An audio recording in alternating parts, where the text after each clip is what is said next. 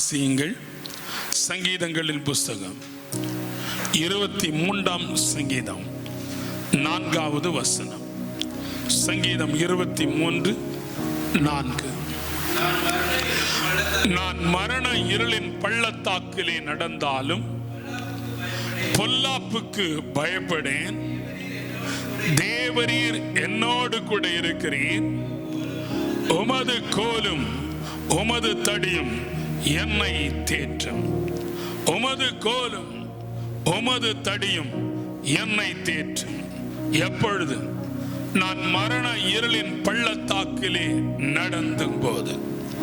மரண இருளின் பள்ளத்தாக்கிலே நடக்கும் போது என்று சொல்லி தாவீது அழகாக சொல்லுகின்றான்.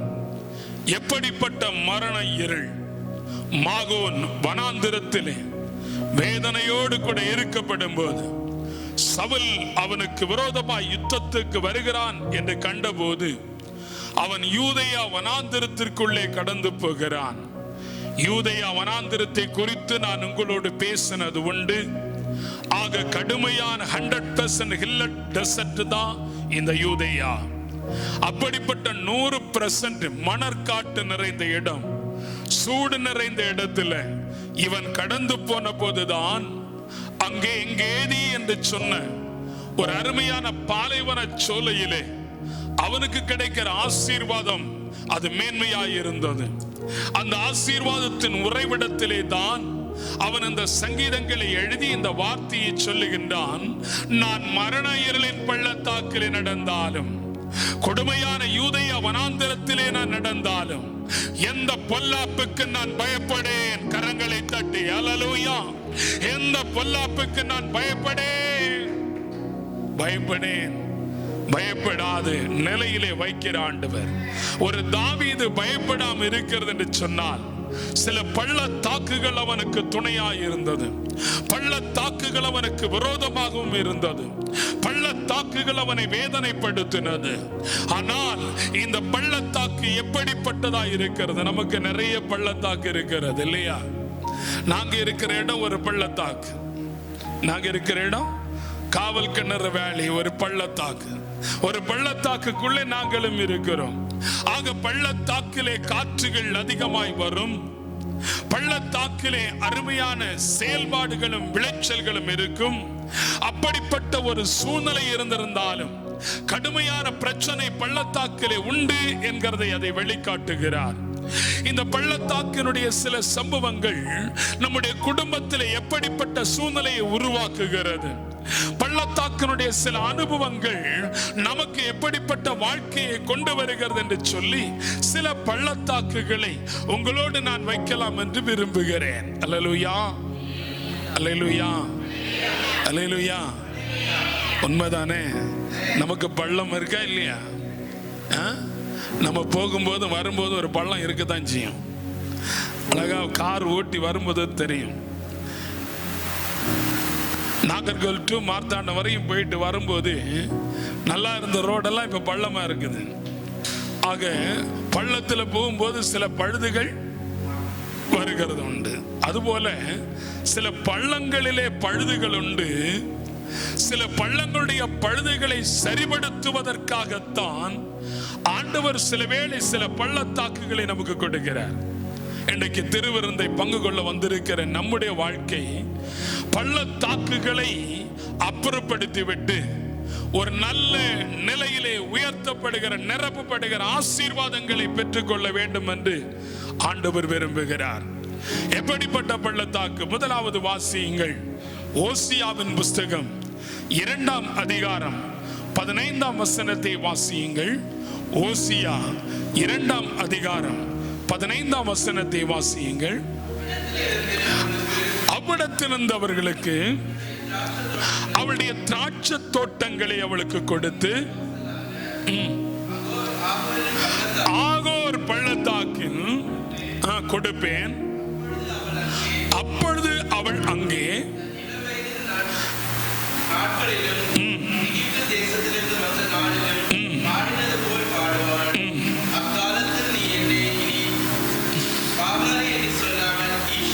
போரும்.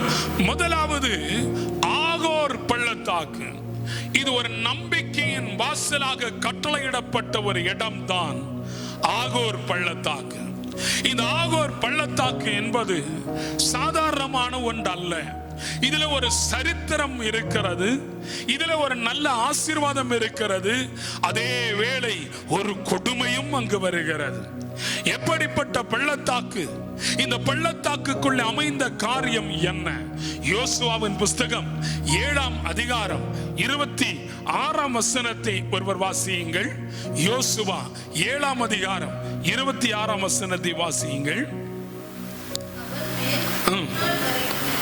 அவன் மேல் இந்நாள் வரைக்கும் இருக்கிற பெரிய கற்குவியலை குவித்தார்கள். கோபத்தின் உக்கிரத்தை மாற்றினார். ஆகையால் இந்நாள் வரைக்கும் ஆகோர் பள்ளத்தாக்கு எண்ணப்படும் என்று சொல்லி தெளிவாய் சொல்லப்பட்டிருக்கிறது. யார் எந்த சூழ்நிலையிலே இந்நாள் வரைக்கும் ஆகோர் பள்ளத்தாக்கு என்று சொல்லப்படுகிற இடங்களிலே கற்குவியலை கொண்டு நிரப்பினார்கள் என்ன தெரியுமா? சப்தியின் மகன் கர்பிக்கு பிறந்தவன் ஆகான். எரிகோவிலே யுத்த கணங்கள் நடக்கிறது. ஆயி பட்டணத்தை பிடிக்க வேண்டும் என்று சொல்லி யோசுவா ஆண்டவரோடு கூட கேட்கின்றான். ஆண்டவர் சொன்னார், நீ போ, ஆயி பட்டணத்தை உனக்கு நான் ஒப்பு கொடுப்பேன். போகும்போது நல்லாதான் இருந்தது, போகும்போது ஆசீர்வாதமா இருந்தது, ஆண்டவருடைய வார்த்தையும் சரியாதான் இருந்தது. நிறைய பேருக்கு குடும்பத்தில் வாழும் போது நல்லாதான் இருக்கும், ஆலயத்தில் போகும்போது நல்லாதான் இருக்கும், தன் வாழ்க்கையில ஆண்டவரோடு பணி செய்யும் போது நல்லாதான் இருக்கும், ஆண்டவரோடு கடந்து போகும்போது நல்லாதான் இருக்கும். அது எந்த மாற்றமும் இல்லை. ஏன்னா ஆண்டவருடைய வார்த்தை சொல்லி இருக்கிறது, நீ போ, உன்னை சுகப்படுத்துவேன், நீ போ, உன் காரியத்தை வாய்க்க பண்ணுவேன், நீ போ, உனக்கு காரியத்தை நான் அர்ப்பணிப்பேன், உனக்கு அதை ஒப்பு கொடுப்பேன் என்று சொல்லுவார். சரிதானே? நம்ம அதுக்கு தானே வருவோம். ஆண்டவருடைய பாதுபடுத்தல எதுக்கு வருவோம்? எதுக்கு வருவோம் சொல்லுங்க? ஒரு சுகம் வேணும், நல்ல வார்த்தை வேணும் இல்லையா? நம்ம வாழ்க்கை நல்லா இருக்கணும் அப்படின்னா நம்ம வருவோம். அதே நிலைதான் இன்னைக்கு இங்கு ஆயி பட்டணத்தை குறித்து ஆண்டவர் சொன்னார், யோசுவாவிடத்தில் போ, நான் உனக்கு ஒப்பு கொடுப்பேன். சந்தோஷத்தோடு போறாங்க. இப்ப வேவுக்காரர் அனுப்பினாங்க. அனுப்பின போது வேவுக்காரர் வந்து என்ன சொன்னாங்க தெரியுமா? இங்க நம்ம எல்லாம் போக வேண்டிய அவசியம் இல்ல. ஏன்? அங்க இருக்கிறவங்க கொஞ்சம் பேர் தான், ஒரு 2000மோ 3000மோ போரும். இது வேவுக்காருடைய வார்த்தை. ஆனா அது உண்மைதான். அங்க இருக்கிற கொஞ்சம் பேர் போரும். ஆனா நடந்தது என்ன? ஆயி பட்டணத்திற்கு 3000 பேர் கடந்து போகிறார்கள். 3000 பேர் சென்று யுத்தத்திற்கு ஆயத்தப்பட்ட போது நடந்த காரியம் என்ன? புறமுதுகிட்டு ஓடினார்கள். 36 பேரை வெட்டி போட்டார்கள். என்னடா ஆண்டவர் சொன்னாரு ஒப்பு கொடுப்பேன்னு? ஆண்டவர் ஒப்பு கொடுப்பேன்னு சொன்ன பிறகு திடீர்னு 36 பேர் வெட்டுண்டு விழுந்தார்களே. ஜனங்கள் எல்லாரும் புறமுதுகிட்டு ஓடினார்களே. 3000 பேர்ல 36 போக எத்தனை பேர் உண்டோ அத்தனை பேரும் புறமுதுகிட்டு ஓடினாங்க. ஹலோ, புரியுதா இல்லையா? ஏன் புறமுது விட்டு ஓடினாங்க? அற்புதத்தை கண்டவர்கள் இந்த இஸ்ரவேல் ஜனங்கள். யோசுவா மூலமாய் சரியாய் தெளிவுபடுத்தின இஸ்ரவேல் ஜனங்கள். யோசுவாவுடைய வார்த்தையின்படி நடந்தது இஸ்ரவேல் ஜனங்கள். மோசேயின் வார்த்தையின்படி நடந்தது இஸ்ரவேல் ஜனங்கள். மோசேயால் ஏற்படுத்தப்பட்ட ஆமென் ஓசையா என்று சொன்ன யோசுவாவுடைய பெயர் நிலைநிற்க செய்தது இஸ்ரவேல் ஜனங்கள். யோசுவா எதை செய்தாலும் சரியா நின்றாங்க. எந்த காரியத்தை செய்தாலும் சரியா நின்னாங்க. யோசுவாவோடு தோள் கொடுத்து நின்னாங்க. யோசுவாவுடைய வார்த்தைக்கு கீழ்ப்படிந்து நின்னாங்க. ஆனா அந்த ஜனம் தான் புறமுதுகிட்டு ஓடியது. வேற ஜனம் புறமுகிட்டு ஓடல. சரியா? புரியுதுன்னு நினைக்கிறேன். அல்லேலூயா. ஊழியக்காரரோடு சாஞ்சு நிற்கிற பிள்ளைகள் வேதனைப்பட்டு புறமுதுகட்டோடு ஓடும்போது ஊழியக்காரன் சும்மா இருக்க முடியுமா? சும்மா இருக்க மாட்டான். இங்க யோசுவாவே அதுதான் செய்தான். என்ன செய்தான் தெரியுமா? தன்னுடைய வஸ்திரத்தை கிழித்தான். நான் நிறைய பேரை பார்த்துட்டேன் வேதத்துல. ஒரு காரியத்தை தோல்வி உண்டன்னா ராஜாக்கள் வஸ்திரத்தை கிழிக்கிறது, அவங்க வஸ்திரத்தை கிழிக்கிறது. நம்ம எல்லாம் வஸ்திரம் கிழிக்க மாட்டோம், சொல்லுங்க. வஸ்திரம் கிழிச்சா நம்ம பைசா போச்சே இல்லையா? நம்ம அழகா போய் பார்த்து பார்த்து வாங்கின ட்ரெஸ் அதை நம்ம கிழிக்க முடியுமா? முடியாது. நம்ம வஸ்திரத்தை கிழிச்சா பட்டன் தான் போட்டோம், வஸ்திரம் கிழியாது. அல்லேலூயா. பாருங்கள், அவன் வஸ்திரத்தை கிழித்தான். தேவனுடைய சமூகத்தில் போய் முகம் குப்பர கிடந்தான், முகம் குப்பர கிடந்தான் யோசுவா. ஆண்டவரே என்ன செய்வேன் என்று சொல்லி கண்ணீர் விட்டு வேதனைப்பட்டவனாய் முகம் குப்பர விழுந்தான்.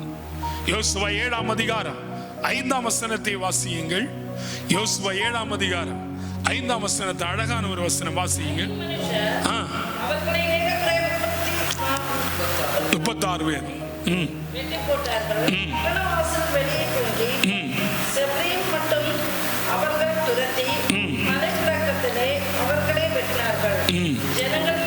ஜனங்களின் இருதயம் கரைந்து தண்ணீராய் போயிற்று. பாருங்க, அங்கதான் பயங்கரமான இடம். ஜனங்களுடைய இருதயம் கண்ணீரால் கரைந்து தண்ணீரை போல் ஆகிவிட்டது. அப்ப அவ்வளவு கஷ்டப்பட்டிருக்காங்க ஜனங்கள். எல்லாரும் நல்லவங்க, எல்லாரும் நல்லவங்க, ஜனம் அத்தனை பேரும் நல்லவங்க, அதுல எந்த மாற்றமும் இல்லை. 3000 பேர் போனவங்க அத்தனை பேரும் நல்லவங்க. ஆனா ஏன் புறமுதுத்து ஓடினார்கள்? ஏன் அந்த ஆகர் பள்ளத்தாக்கு என்று ஒரு பெயர் வந்தது? அவன் புறமுட்டு ஓட காரணம் என்ன தெரியுமா? அதுக்கு கீழே படிச்சாதான் தெரியும். இங்க என்ன சொல்லுது? ஜனங்களுடைய இருதயம் கரைந்து போய் கண்ணிலிருந்து விழுந்த கண்ணீர் தண்ணீராய் போய் விடுச்சு. நமக்கு அப்படி ஒரு தண்ணீரும் போகாது, கண்ணீரும் போகாது, கண்ணீரும் வராது. வருமா? எத்தனை பேருக்கு கண்ணீர் வரும்? எல்லாருக்கும் வரும். எப்ப கண்ணீர் வரும் தெரியுமா? புருஷன் ஏதாவது வார்த்தை திட்டினா கண்ணீர் வரும். தன்னுடைய பெற்றோர் ஏதாவது வார்த்தை திட்டினா கண்ணீர் வரும். உண்மையா இல்லையா? மனைவி எதுவும் திட்டினா கண்ணீர் வரும். வராது. அனுபவம் பேசுது போல. ஹலோ, பிள்ளைகளுக்கு கண்ணீர், எல்லாருக்கும் கண்ணீர் அப்பதான் வரும். ஆனால் தன் வாழ்க்கையில இப்படி என் ஆத்துமாக்கள் அழிந்து கிடக்கிறதே, என் ஆத்துமாக்களுடைய வேதனைகள் கடினமாய் இருக்கிறதே, அநேக ஜனங்கள் நாசமாய் போய் கொண்டிருக்கிறார்களே, யாருக்கு கண்ணீர் வரும்? அப்படி கண்ணீர் வர்றவங்க எல்லாம் கையை தூங்கல. யாருக்கு? யாருக்கு? ஹல்லேலூயா. ஆனந்துக்கு கண்ணீர் வருதா? ஆண்டவர் ஆசீர்வதிக்கட்டும். ஆனந்துக்கு அப்படி ஒரு கண்ணீர் வந்தா இந்த சபை நிரம்பி இருக்கும். ஹல்லேலூயா, ஹல்லேலூயா, ஆமென். நம்ம மக்களுக்கு அதாவது ஒன்னே ஒன்று சொல்றேன் பாருங்க, அந்த ஜனத்தை முறியடிக்க கொஞ்சம் பேர் போரும், ஜனங்களை ஆதாயப்படுத்த கொஞ்சம் பேர் போரும். அல்லேலூயா, அல்லேலூயா. உண்மையா இல்லையா? உண்மையா இல்லையா? ஜனங்களை முறியடிக்க கொஞ்சம் பேர் போரும். நான் சொல்றேன், இங்க இருக்கிற ஜனங்களை ஆதாயப்படுத்த ஒரே ஒரு நபர் போதும். ஒருவருடைய கண்ணீர் சிந்தினால் அந்த கண்ணீருக்கு பலன் உண்டு. ஆனா இங்க ஏன் ஜனங்களுடைய கண்ணீர் தாரையாய் தண்ணீராய் போய்விட்டது? தோத்துட்டோமே. ஆயி பட்டணத்தார் கொஞ்சம் பேர் இருந்தோம், நம்மளை விரட்டி அடிச்சாங்க. ஒருவேளை வேவுக்காரரை பார்த்து சொல்லி இருக்கலாம், எல்லாம் உங்களால வந்தது.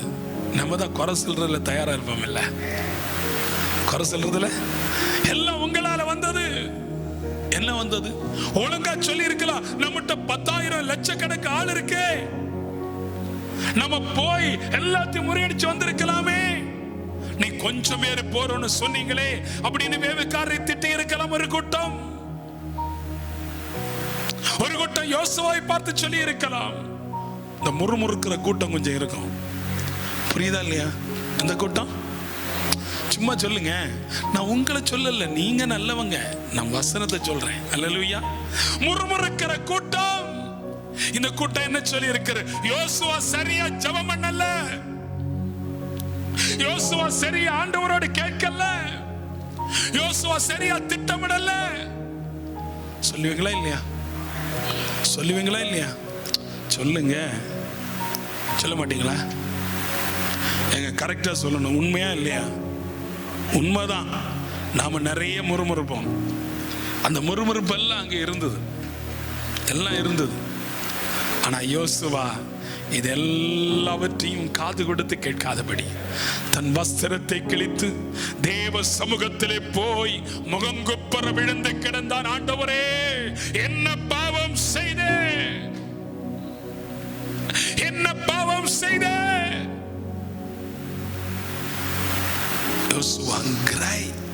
அழுது கொண்டே இருக்கிறார், அழுது கொண்டே இருக்கிறார். அவருடைய வாழ்க்கையில் ஜனங்களுக்காக போராடுகிறார். ஒரு மனிதன் மோசே இஸ்ரவேல் ஜனங்களுக்காக அவ்வளவு வேதனையோடு போராடினதை போல யோசுவாவும் மோசேயால் ஆயத்தப்பட்டவனும் ஜனங்களுக்காக போராடுகிறான். போராட்டமே ஒரு வெற்றி என்கிறது இந்த ஆகோர் பள்ளத்தாக்கு நமக்கு காட்டிக் கொடுக்கிறது. ஐயா, போராட்டமே ஒரு வெற்றி. நடந்தது என்ன தெரியுமா? அவன் முகங்குப்புற விழுந்து கிடந்த போது தேவன் அவனை நோக்கி பார்த்தார். ஹல்லேலூயா, ஹல்லேலூயா, ஹல்லேலூயா. துன்ப நேரத்திலும் ஆறுதல் உனக்களிப்பார். துன்ப நேரத்திலும் ஆறுதல் உனக்களிப்பார் என்றுணர்ந்து நீயும் இயேசுவை நோக்கினால் எல்லா இன்பம் பெற்றிடுவாய். என்றுணர்ந்து நீயும் இயேசுவை நோக்கினால் எல்லா இன்பம் பெற்றிடுவாய். இயேசு அழைக்கிறார், இயேசு அழைக்கிறார். அவளை உன்னை தம் காரங்கள் நீட்டியே இயேசு அழைக்கிறார், இயேசு அழைக்கிறார். ஆண்டவர் அவனுடைய துன்பத்தை கண்டார். பள்ளத்தாக்கு என்கிறது ஒரு துயரம் நிறைந்தது, துன்பம் நிறைந்தது, வேதனை நிறைந்தது, சோதனை நிறைந்தது, உபத்திரவம் நிறைந்தது, கண்ணீர் நிறைந்தது. ஜனங்களுடைய கண்ணீர் தண்ணீராய் கரைந்து போய் விழுந்தது, நிரம்பிற்று. ஆண்டவர் இதை பார்த்தார். கண்ணீரை காண்கிற ஆண்டவர். அல்லேலூயா, அல்லேலூயா. நம்ம ஒரு நாளும் அழும்போது அவர் நம்மை நோக்காமல் இருக்க மாட்டார். பிள்ளைக்கு ஒன்று வந்தா பிள்ளை அழும்போது பெற்றோர் துடித்து போகிறார்களே, ஏன் அழுகிறாய், எதற்கு அழுகிறாய்? 1000 கேள்விகள் வரும். இயேசு அதைத்தான் கேட்டார், ஏன் அழுகிறாய், எதற்கு அழுகிறாய் யோசுவா, எதற்கு முகங்குப்புற கிடக்கிறாய் இயேசுவா? எழும்ப எழும்ப எழுந்திரு என்று சொன்னார். அது முக்கியம். 7ஆம் அதிகாரம் 10ஆம் வசனத்தை வாசியுங்கள்.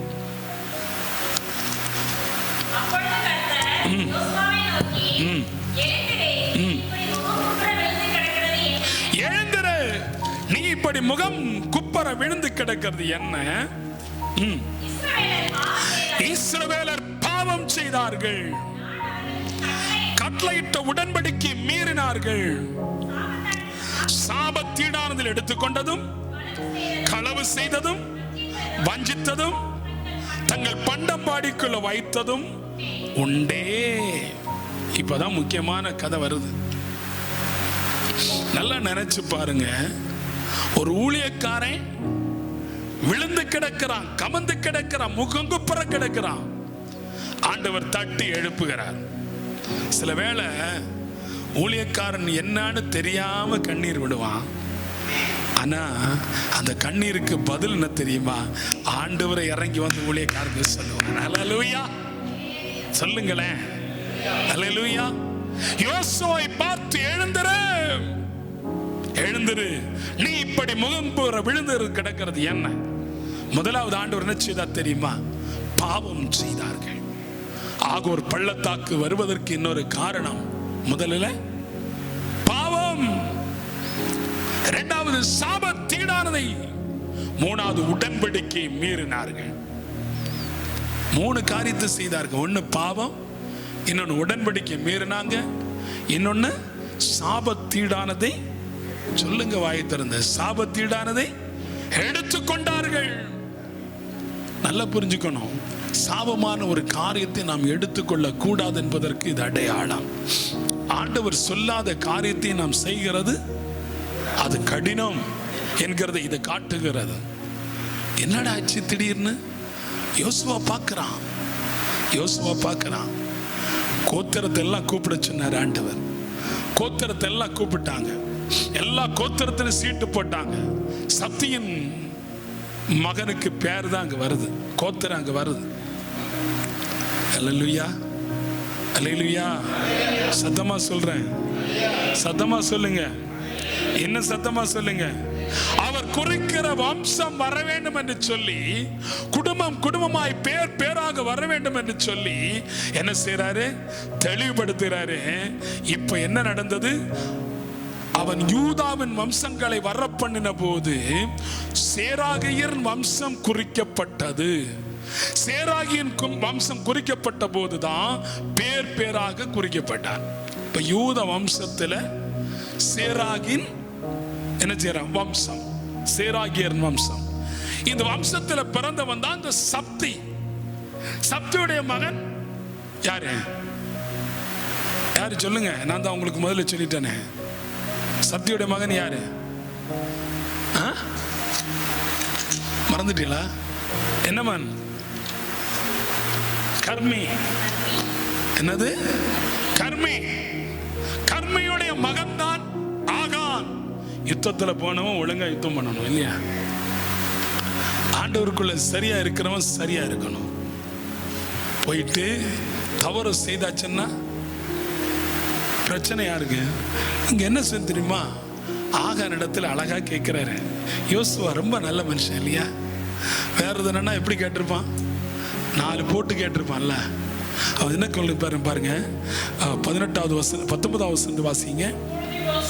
அப்பொழுது யோசுவா ஆகானை நோக்கி, மகனே, மகனே, போறோம், மகனே இருங்க, மகனே. என்ன சொன்னாரு? மகனே. அழகா கூப்பிடுறேன். மகனே, நீ இப்படி இஸ்ரவேல் தேவனாகிய கர்த்தரை.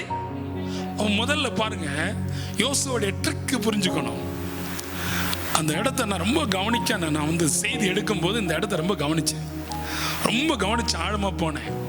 பாருங்க, அவன் முதலாவது செய்யப்பட்ட முதல் காரியம், நீ பாவம் செய்தது உண்டு என்கிறத அவன் உணர்ந்துகிட்டான்.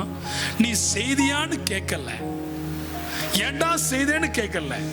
மாறா என்ன, நீ இஸ்ரவேல் தேவனாகிய கர்த்தரை மகிமை படுத்து என்று சொல்லிவிட்டு அழகா ஒரு வார்த்தை சொல்றான், மகனே, மகளே.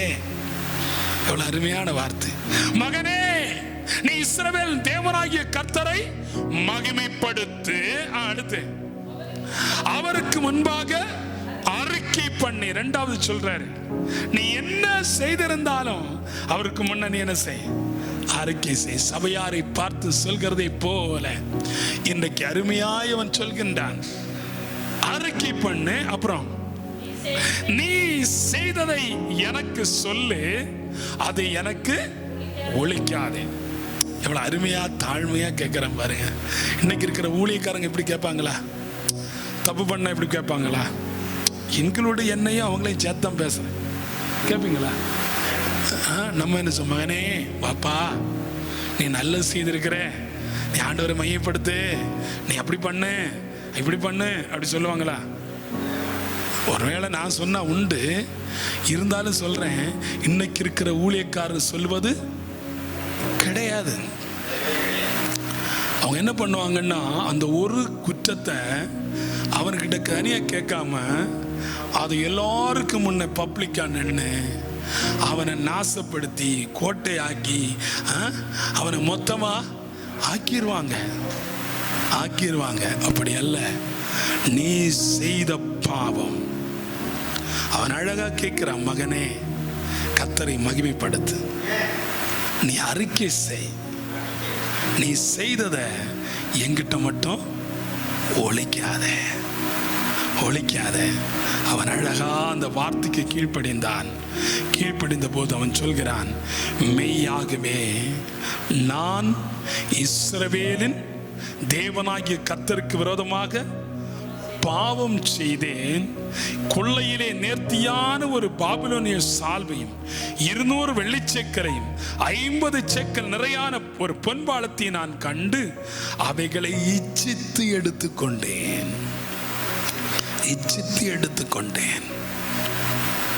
செய்தது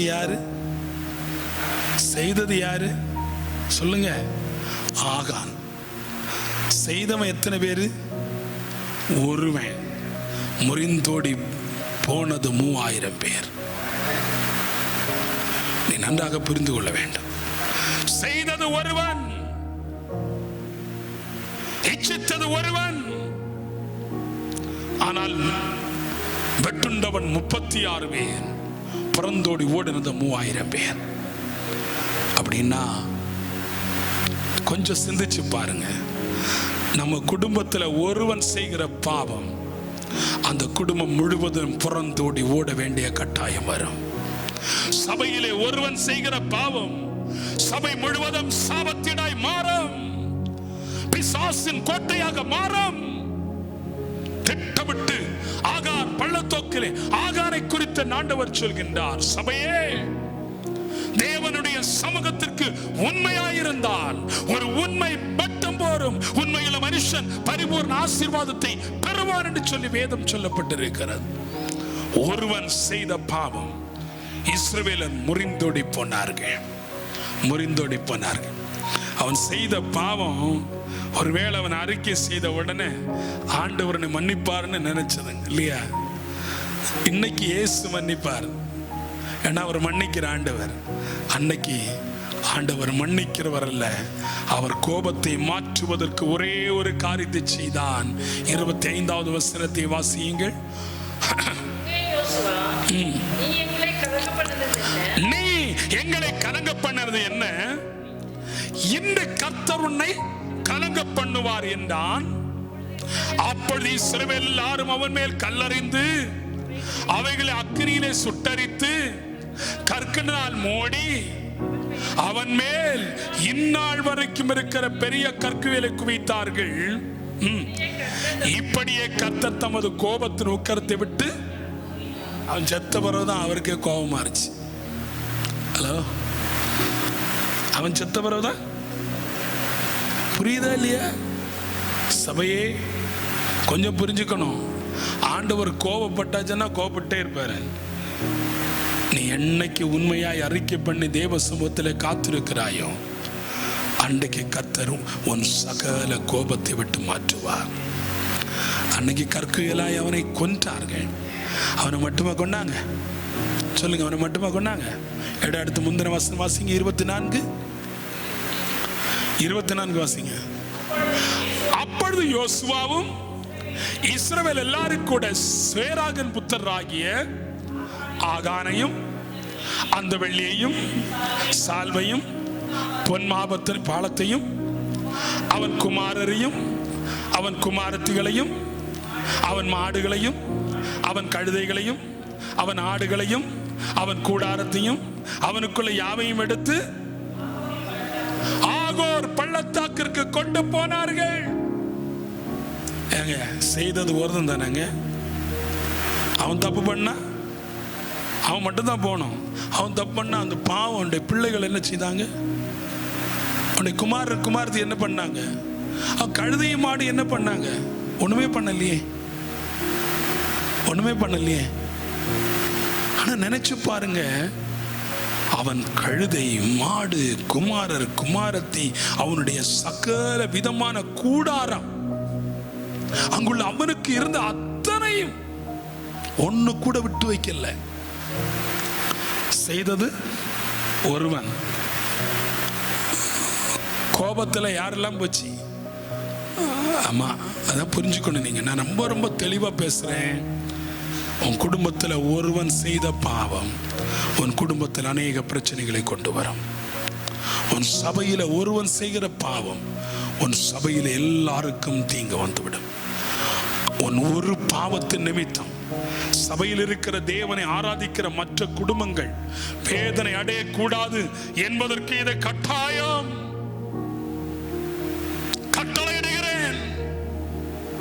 கட்டளையிடுகிறேன். ஆண்டவருக்குள்ளே வைராக்கியம் என்று பாருங்க. கற்குவியலை கோர்த்து சுட்டரித்து போட்டாரு. நான் ஒரு பள்ளத்தாக்கு தான் சொன்னேன். இன்னைக்கு ஒரு பள்ளத்தாக்கு தான் நேரம் இருக்கு. அடுத்த 2 பள்ளத்தாக்கு இருக்கு. அடுத்த வாரம் பேசுறேன். நல்லா புரிஞ்சுக்குங்க. தேவ சமூகத்தில் ஒரு பள்ளத்தாக்கு அத்தனையும் தொலைத்து போட்டது. அத்தனை பேரையும் சுட்டரித்து போட்டது. யார் யார் பாவம் செய்தார்களோ, பாவம் செய்யாதவர்கள் கூட ஒரே ஒருவன் செய்த பாவத்தின் நிமித்தம் அவன் குடும்பம் முழுவதும் கற்குவியலாய் கல்லறிந்து கொல்லப்பட்டவர்களாய் நிரப்பினார்கள், சுட்டரித்து போட்டார்கள். எவ்வளவு வேதனை இல்லையா? எவ்வளவு வேதனை. இன்றைக்கு தம்முடைய பிள்ளைகளுடைய வாழ்க்கையில அந்த வேதனைகளை நீங்கள் சுமந்து போகக்கூடாது.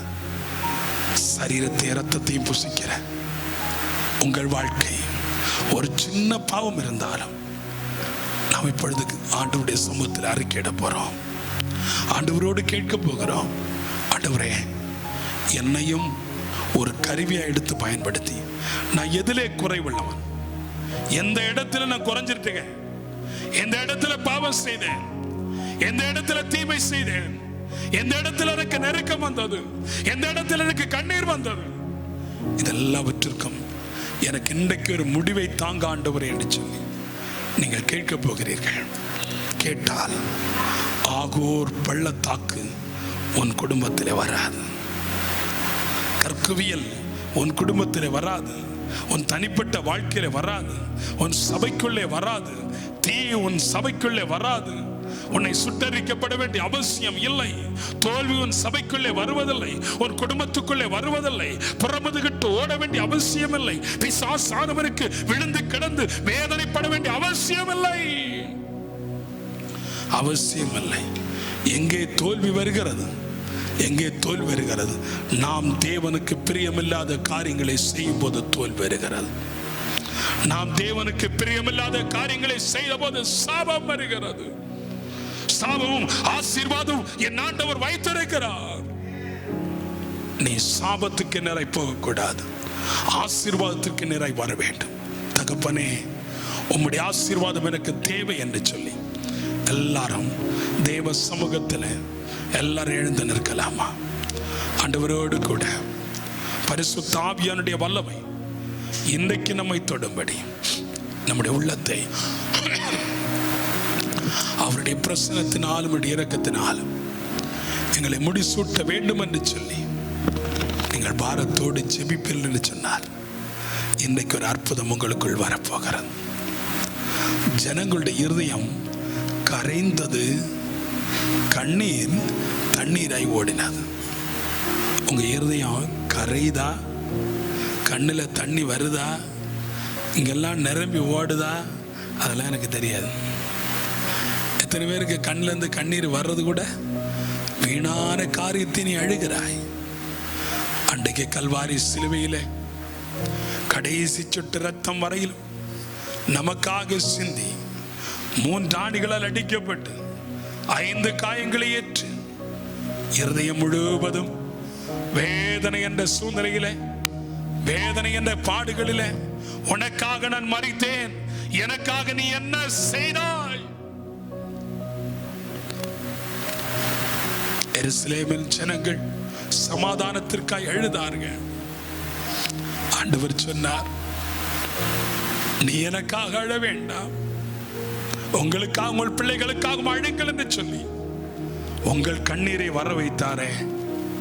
அவருடைய சிலுவை காட்சி எத்தனை பேருடைய கண்ணீரை வர வைக்கிறது. நீ உன் கண்களை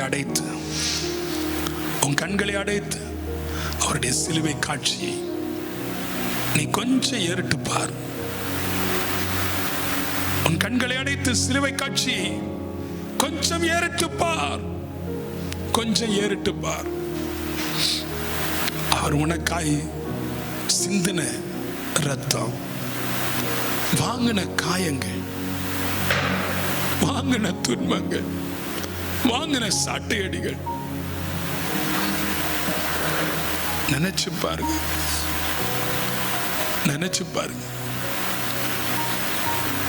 கொடுமையான பெருங்காயங்கள், 5550 காயங்கள் அவருடைய சரீரத்தில். அந்த காயங்கள் எல்லாம் நினைச்சு பாருங்களேன். இன்னைக்கு ஒரு தீர்மானத்தோட போங்க, நான் சபையில நேரம் தவற மாட்டேன். தீர்மானம் எடுங்க. நீ செய்கிற ஒரே ஒரு பாவத்தின் நிமித்தம் உன் குடும்பம் மற்றவர்களை வேதனைப்படக்கூடாது என்பது ஆண்டவர் விரும்புகிற ஒரு காரியம். ஆண்டவருக்கு பிரியமில்லாத காரியங்களை என் வாழ்க்கையில செய்து தொண்டானால் இன்றைக்கு இந்த நிமிடமே அர்ப்பணத்தை கொடுப்போம்.